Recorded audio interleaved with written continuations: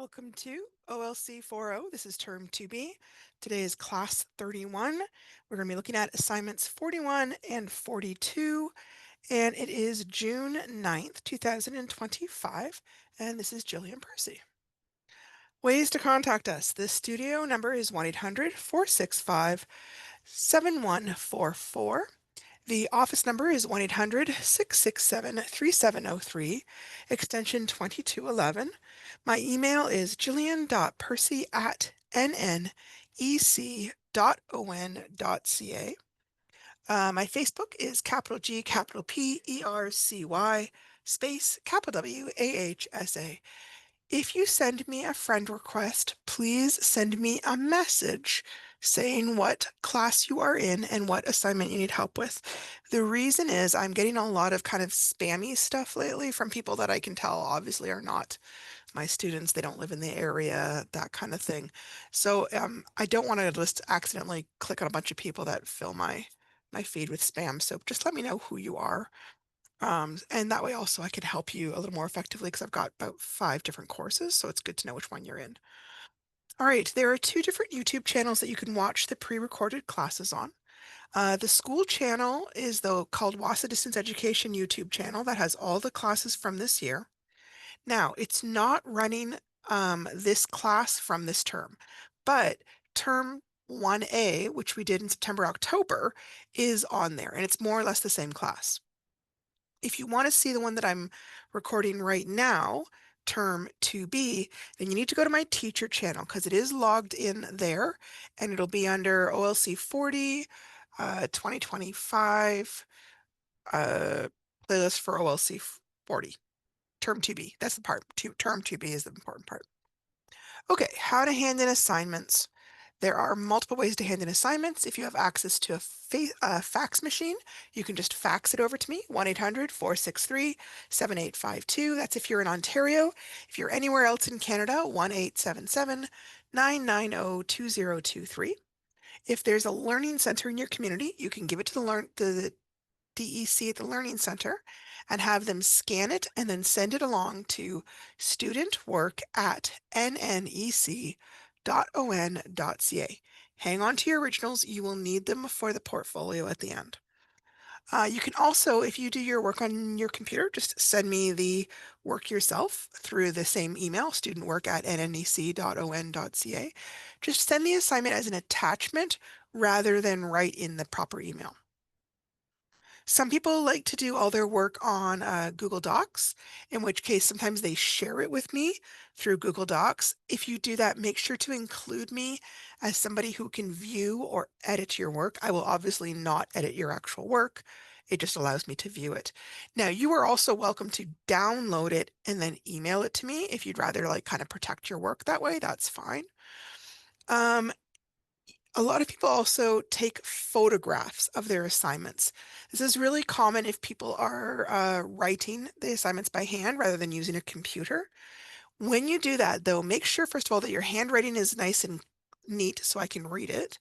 Make sure the photograph is nice and neat and clear so I can read it. And then don't just pop it into the body of the email, share it as an attachment. And then finally, what some people do is they download a scanner app into their phone and then they scan the documents. It's a lot like taking a photograph, it just produces a much higher quality.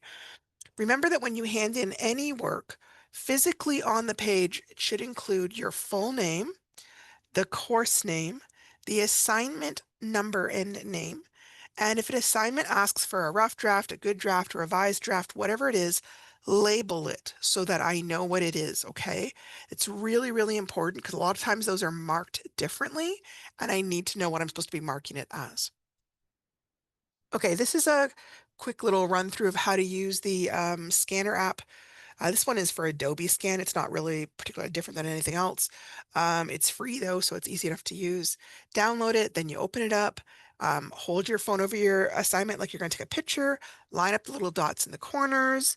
You can also play with the borders if you want to leave out a little section on the edge that you don't want for some reason. And then you just keep taking those pictures over and over until the assignment's finished.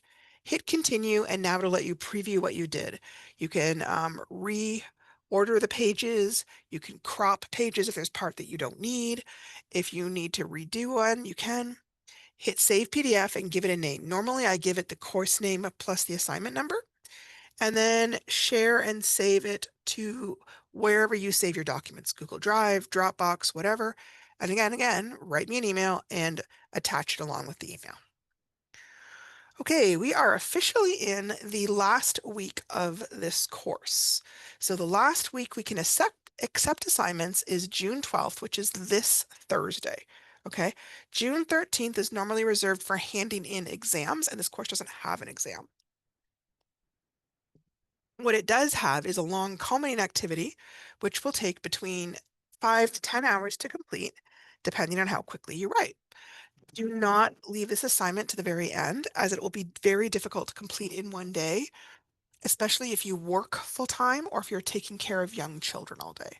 If you plan to finish this course before the summertime, please ask me for the culminating activity immediately so that you have plenty of time to work on it, because it is worth 20% of your overall grade. If you're a potential grad, please send in any assignments you complete immediately.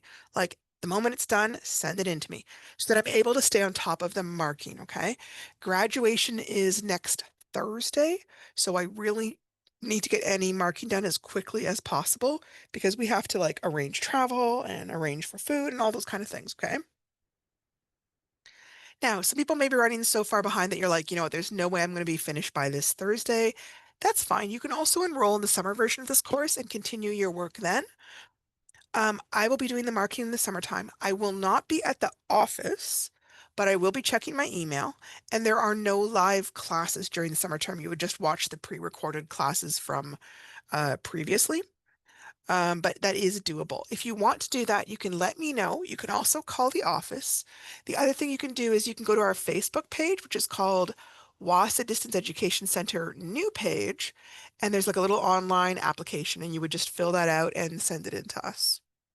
Okay, looking at the learning goals. After I complete this class and these assignments, I will be able to correctly write sentences that use parentheses or brackets, review the use of idioms and how to figure out their meaning in the context of a sentence, use their knowledge of the organizational structure of different types of fiction and nonfiction narratives to identify the sequence of events and main ideas. Before reading, use appropriate strategies to activate and build on prior knowledge of the content of narrative selections. Before reading, choose an appropriate approach to reading a text to match the purpose for reading. Use appropriate strategies to track and record ideas and information while reading. Use appropriate strategies to make connections, locate information, track and record ideas, make inferences and interpretations about different types of texts, including narrative texts. Okay. So this is lesson 17, demonstrating how to write a summary. For this activity, you're going to use reading strategies to identify the main idea and the supporting details in a news article. You will write a summary of the text. You will need to report the main idea in your opening sentence. Your other sentences should give the major points of the story. Minor details do not need to be included. The summary should make sense as a piece of writing by itself. In other words, somebody who read it would understand what you mean without needing to read the original article. Okay? Look at the success criteria to understand what is needed in order to get a good mark for this assignment. You can also see the rubric I am using to mark this, which has a lot of similarity. Your summary should be about 6 to 10 sentences in length and should cover all the major points of this article. The rough copy is worth 10 marks. It says here good copy is worth 10 marks as well. I can't remember if that's true, if it was actually 15. Check your unit to be sure, okay? So I'm not going to read the whole thing, but it's talking about how to fix unsafe water on First Nations reserves. It's by Katie Heislip from January 13th, 2014. And it says, as of last October, almost 20% of First Nations communities in Canada either had to boil or couldn't drink the water coming out of their taps. That's in spite of the fact that by the end of 2014, the federal government will have spent over $3 billion on water and wastewater systems in First Nation communities since 2006. In British Columbia, 31 out of 324 First Nations water systems were under a boil water advisory as of this month, according to the First Nations Health Authority. But that doesn't take into account the almost 50% of First Nations water systems deemed high risk, for reasons ranging from poor infrastructure and water contamination to inadequate record keeping and untrained maintenance workers in BC. The health authority emphasizes poor water quality is typical for all rural and remote communities, not just First Nations communities. Majid, Majid Masena, a professor of chemical engineering at the University of British Columbia, said the problem isn't a lack of investment by the federal government, it's a lack of consultation with First Nations people over how to fix it. The Aboriginal Water Health Project pairs students and researchers with 3 First Nations bands whose water systems range in quality from excellent to poor. The goal is to use community involvement and education to improve the on-reserve water systems and empower First Nations people to play a more active role in solving their water issues. Chlorine is controversial in many circles, and that's no different in First Nations community. For First Nations, water is a gift from the Creator. It's sacred. It's so pure when it's there in nature. Anything added to the water is like adding poison, Mosena said. When I go into a community and say the water needs to be treated, let's add some chlorine, people don't accept it. Even though there might be some funding from the government to put a treatment plant there, when there's no acceptance from the community, then that's going to be useless. People are not going to take care of that treatment system and they're not going to drink that water, so it's going to be wasted. The water quality will go bad because they don't maintain it. But when the necessity of chlorine is patiently explained, minds are changed. Jim Brown, the maintenance worker for the Lytton First Nation, said the biggest issue members of the reserve have with chlorine is the bad taste. But the elders at least know that it's necessary, even if others complain. They know that in the past, a lot of their children died from E. coli and that in the water, he said. An outside engineer hired by the band suggested the community dig a well, but minerals in the groundwater would have meant additional water treatment that the Federal Aboriginal Affairs Ministry found too costly. Brown turned to Mosena, who brought the issue to fourth-year engineering grads, who, after much consultation with Brown and the community, devised a much cheaper ultraviolet treatment solution to the water system's problems. Now, the original article is a little bit longer. I kind of edited it a bit for length. Okay, so once you've read it and you do your writing, this is the criteria you're looking for to make sure that you've met the goals for the assignment. I've explained the main idea, the big idea of the overall article effectively in my opening sentence. I have clearly explained all the main or important points in the article in a logical order. All the writing is in my own words. I have paraphrased quotes rather than used them directly. I have not introduced my own opinion or outside material. I have only included information from the actual article. All my sentences have a subject, a predicate, and express a complete thought. I have used appropriate and strong vocabulary choices. I have corrected any convention errors. Conventions are capitalization, usage, punctuation, and spelling. In my good copy, I have made significant changes to improve my writing in the areas of meaning and clarity, tone or style, sentence variety and fluency, vocabulary, and conventions. Okay, here's the rubric I'll be using to mark the summary. It's pretty similar to what we've been doing all along. Thinking and inquiry. I'm looking to see what supporting details did you include and how did you summarize the main idea. Then communication, I'm looking at your vocabulary. I'm looking at how clearly you stated the ideas. And did you put the events in a logical sequence that makes sense to the ideas? Knowledge, understanding. Basically, I'm looking that you understand the development of a summary and how to apply it when you're looking at the summarizing this particular article. And then application is where I'm looking at conventions. Again, applying your understanding of grammar, spelling, punctuation, and also appropriate visual presentation.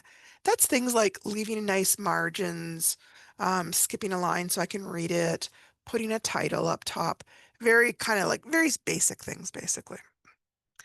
Okay, when you're doing this, remember to use good paragraphing format. The opening sentence should state the main idea or topic. Then you should have a bunch of body sentences, usually at least 4 to 8 sentences that add details, examples, and events to the main idea. This is the biggest portion of the paragraph. The closing sentence will restate the main idea in new words.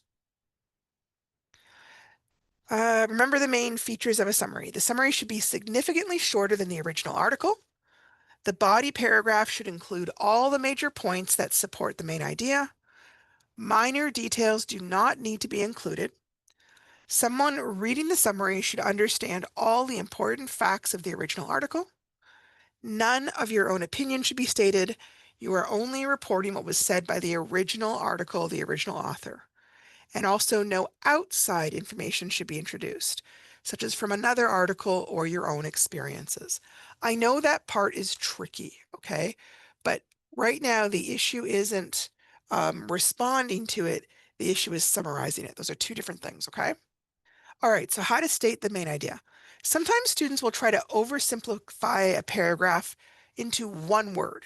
When they do that, that's usually the topic, but not the main idea. Let me show you what I mean. If I say the main idea is bees, okay, so the topic is probably bees. But what's the main idea?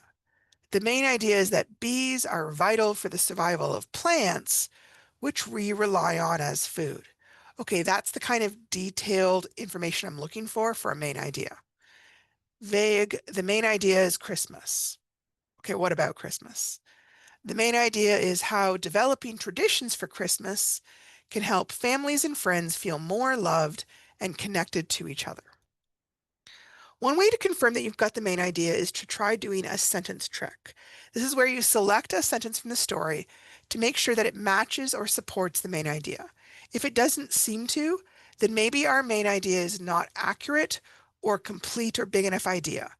Try this with a few sentences to confirm that what you've listed is really the main idea and not just an interesting detail. Sorry, I don't know why I've got that there. Not just interesting detail.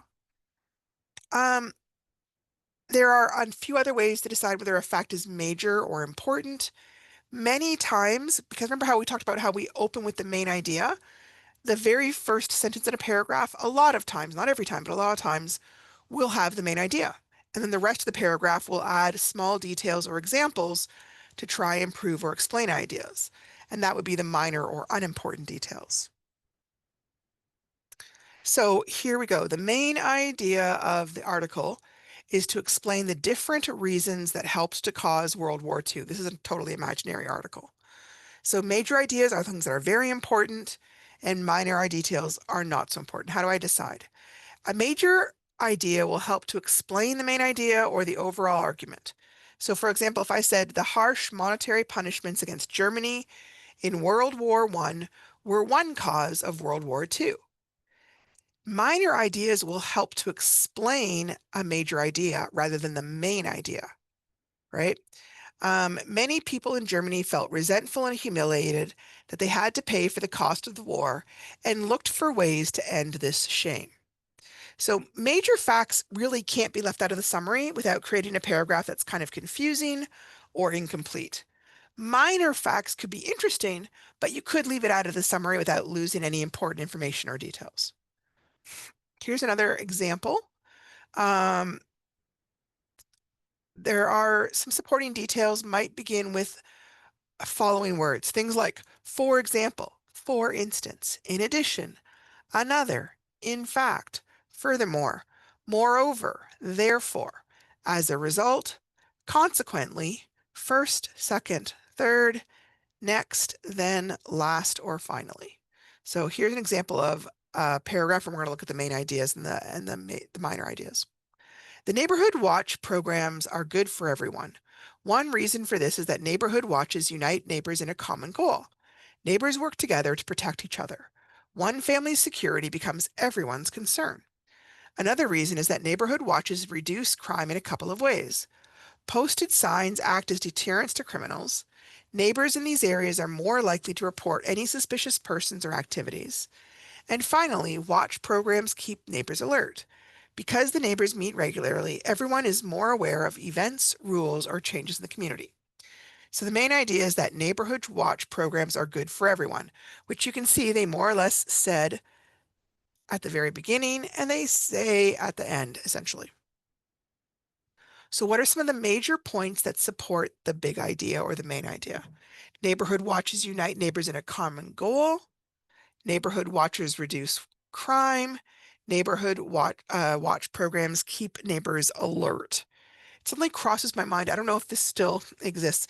Um, when I was a kid, the neighborhood watch thing was if you were walking along on the road, there were certain houses that would have like a little sign in them saying they were a neighborhood watch.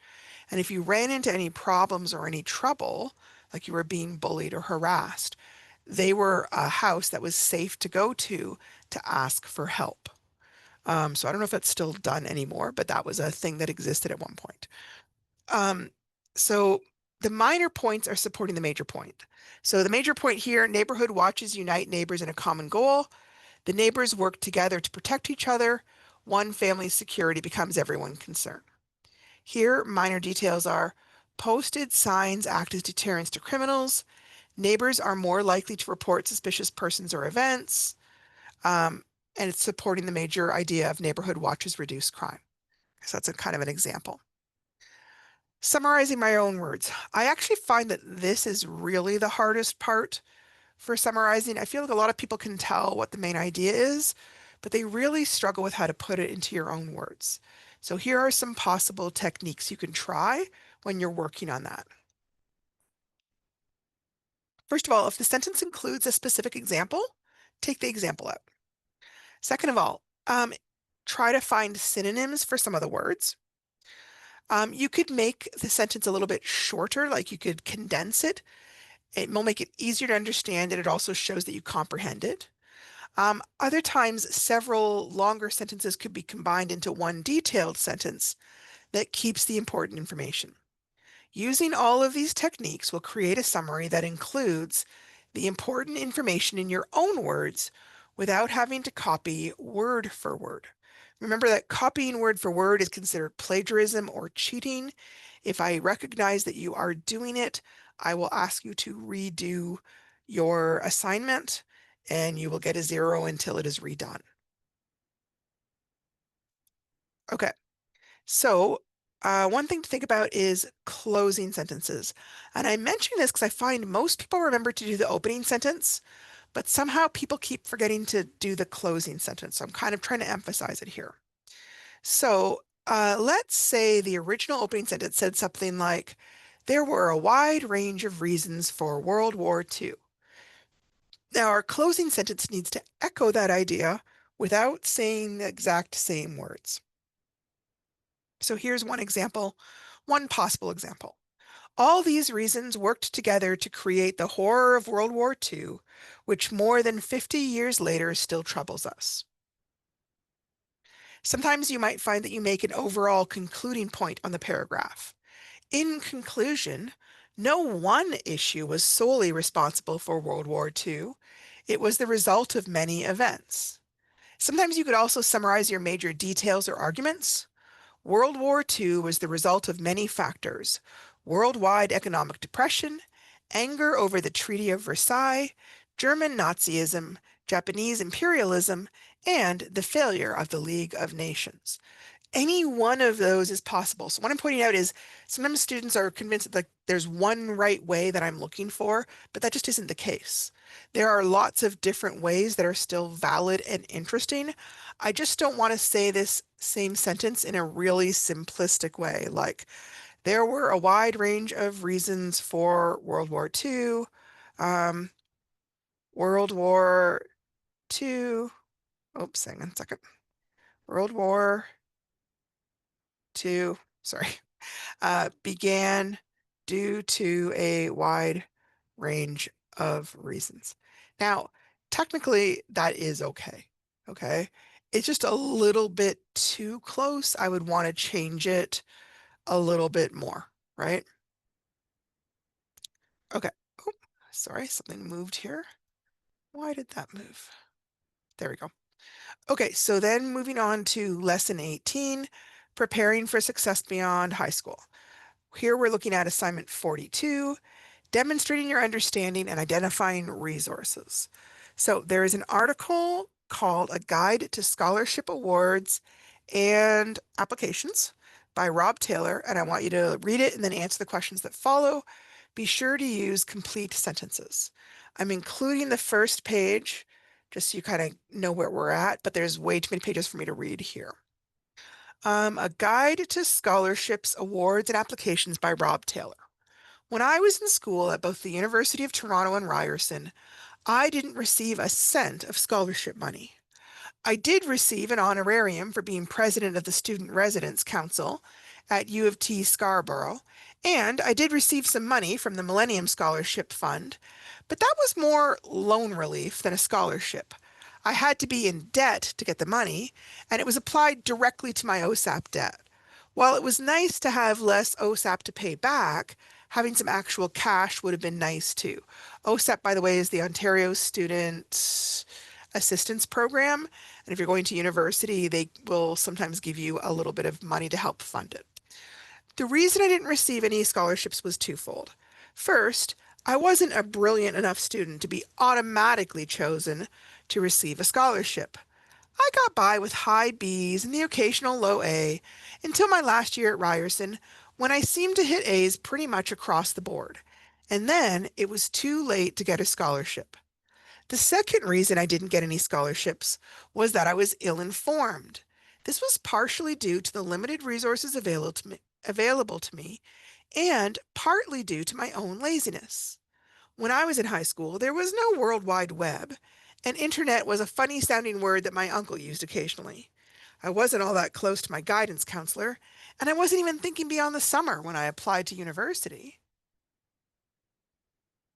Okay, so that this is he mentions this scholarship website. This is not pretend. This is a real website that exists.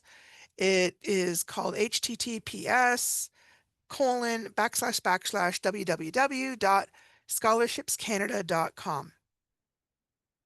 When I entered the word Aboriginal as a search term, over 361 possible scholarships came up. Some are for very small amounts of money, some are for much larger sums of money, some are for specific universities or colleges, others are for specific fields of study. Sometimes they're looking for a certain gender or a certain age or a certain heritage. It really just depends. Now, some terms don't turn up very much. So if I put hockey in, it only brought up one scholarship, which is not surprising because Canadian schools don't offer sports scholarships, unlike American schools, okay?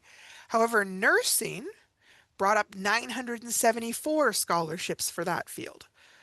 You do need to create an account to see some of the details, but it is a really fascinating site, and extra money while you're going to school can't hurt. Let's see if I can get it to kind of, hang on a sec.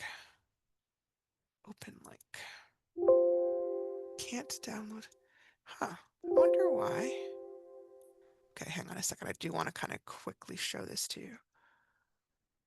All right.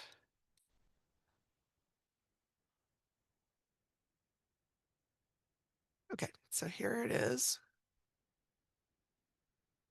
Sorry, it's verified that I'm human for those who are on the radio. Yep, I'm human. Okay, so then I'm not, you can go in and make membership and it is helpful if you're going to look at a lot of things. And here they list some of the bigger awards. Um, if you want to browse the scholarships, you'd hit up here. Okay, now they've got some sort of shortcuts. Scholarships for art students, scholarships for Black students, scholarships for business students, scholarships for engineering students. There's a whole bunch of kind of pre-categorized scholarships for Indigenous students, scholarships for mature students, all sorts of that. But you could also just go in and be really specific if you want to. Like if you want to view all of them or many of them. Now, if there's a specific school you want to go into, you would select what school that is. If there's a specific field of study, like if you only want to look at accounting scholarships, then look at that. And then the other part is region. This is kind of, okay, so it lists everything. I don't know why. But you would want to pick, hang on a second, Canada. Okay. All right, and then it'll click province. Now, if you don't care what province you go in, that's fine. But if you're determined to stay in Ontario, then I would get Ontario. Okay. So now I've got everything but you can see there's so many scholarships.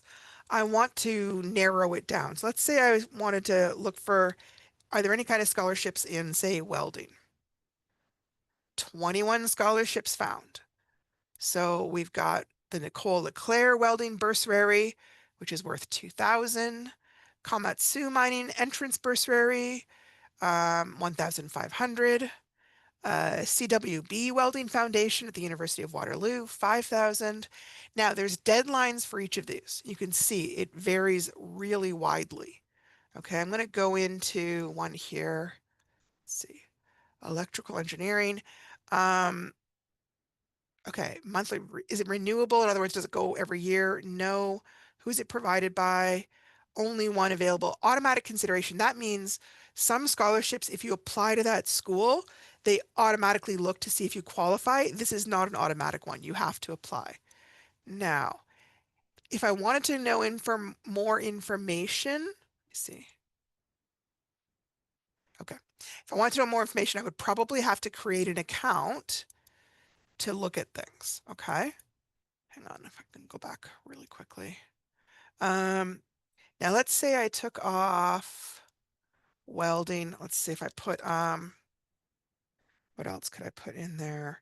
What about mining? Okay, 73 scholarships in mining. Okay, so some of them, this one only works for Cambrian College. This one works for any school. I think. Is there any? This one, okay. This one goes to any school, any field of study. I'm just going to look at it and see what it's looking for. Okay. So this is the kind of thing where sometimes when you go in, it'll say they're looking specifically for people who live in a certain area or mature students, or they're trying to support women in technology or whatever. It's a big site. There's a lot to look at. But if you are planning to go on to college, it's a really great site to flip through. Okay. So I want you to be aware that that exists. Okay. So after you read the article, here are the questions. Number one, use your own words to explain why Rob Taylor, who did not receive any money when he was going through school, has taken the time to write this article. This is worth 8 marks. Please write at least 4 sentences. Number two, list the steps that Rob suggests in order and give a brief explanation of each step. That is worth 10 marks. Number three, do you think you will use Rob's advice in this article? Why or why not? Okay, I'm going to look at these kind of more slow-mo. In your own words. Now, occasionally I've had people get confused and think that means they can just make up whatever they want. No, it just means don't copy what he's written word for word. Put it into your own words. But you're still saying what he has talked about. You're not just inventing new ideas, okay? So if I'm asking you to write 4 sentences, that means that in my mind, there are at least 4 good reasons why he wrote that article. So look for them, okay? Number 2, the list of steps. They mean what steps are required for applying for scholarships. Now, there are a lot of subheadings in this article. Not all of them really count as a full step. Some of them are just a smaller part of an overall step and they're trying to explain things.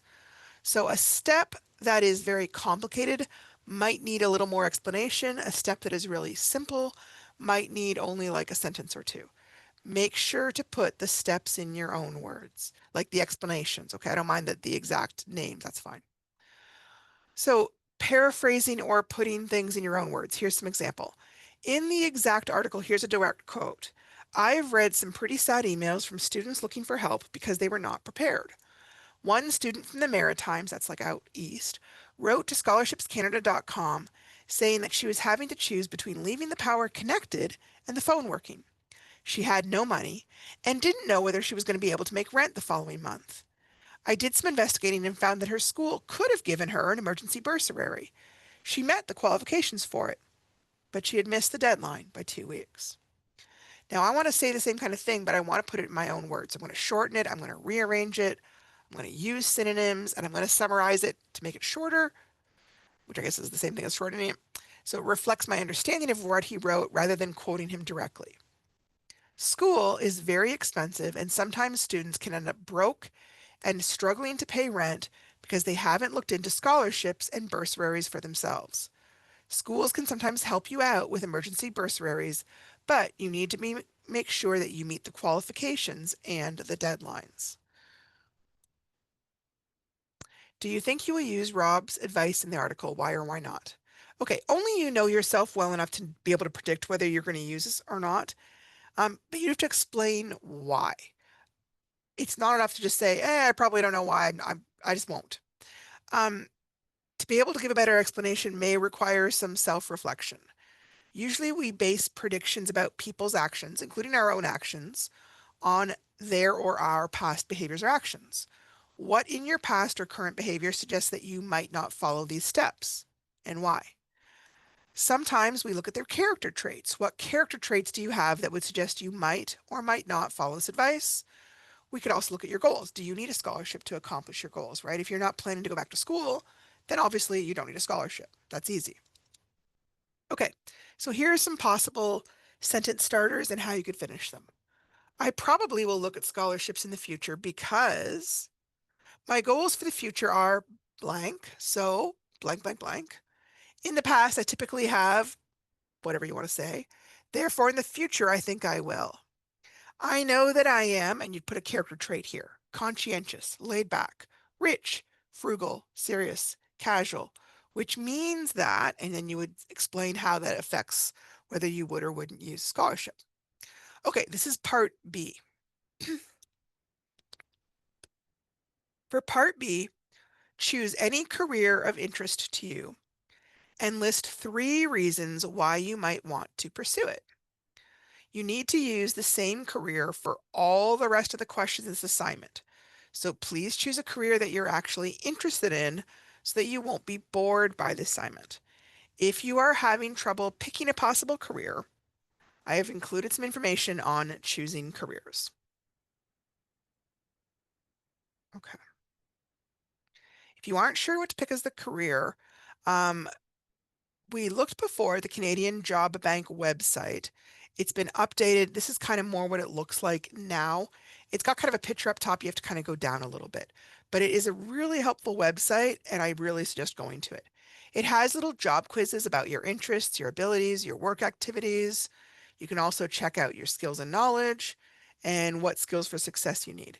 And they will give you little suggestions once you've taken the quiz of like, hey, if you love doing this, this is a good job for you. Or if you're good at, math, here are some mathy jobs for you, that kind of idea.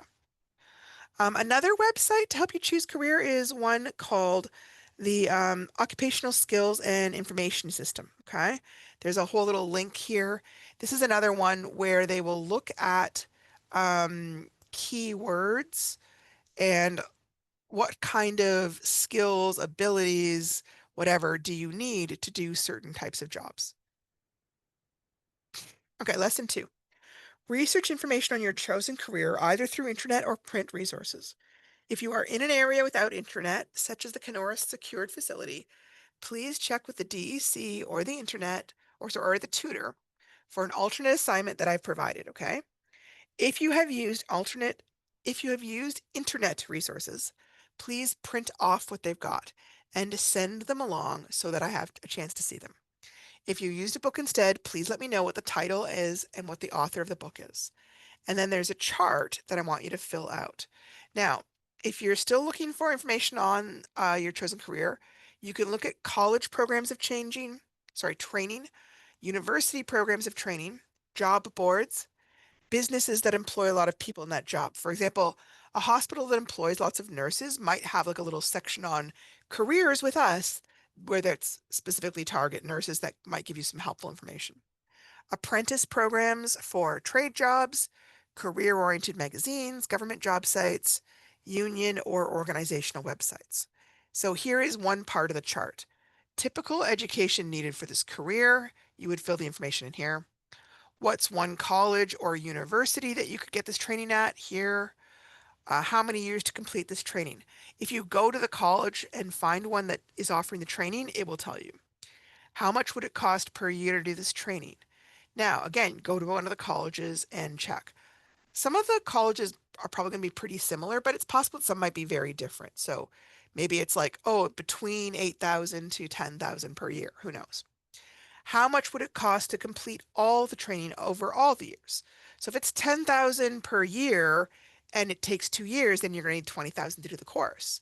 If it's 10,000 per year and it takes 4 years to complete it, you are going to need 40,000. So that's what I'm kind of looking for, that you can figure that stuff out. Some possible places to look for training programs. Seven Generations does some, Confederation College does some, Contact North, and then there's an Ontario Colleges page that will also give you information. This is the post-secondary page for Seven Generations. You can see they offer you different types of programs. You got to look at which location, what kind of degree do you take it, part-time or full-time. Next intake is when are they next accepting students, right? Some will have programs open in the summertime.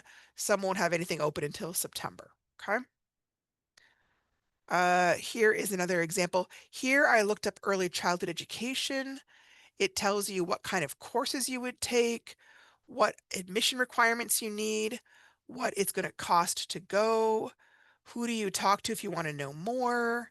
Here are some possible careers, super helpful stuff. Confederation College, uh, if you put that in, now remember that Confederation College exists in multiple towns. So if you are only planning to stay in Sioux Lookout, make sure you go to campus and say only Sioux Lookout. If you're comfortable moving around, then you can just leave it open, okay?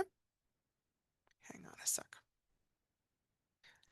Study online. This is the one run by Contact North, where you can put what information you're in, search programs and courses, education and training providers.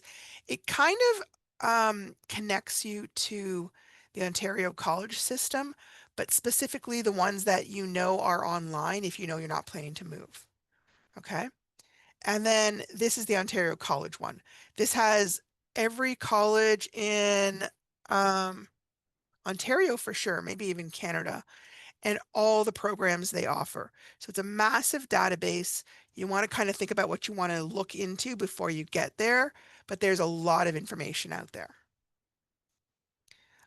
This is, you can explore by different categories.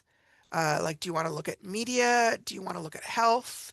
Are you interested in looking at fire, justice, and security? That would be like fire, cops, education, community, and social services. That's like teaching, social workers, childcare workers, things like that.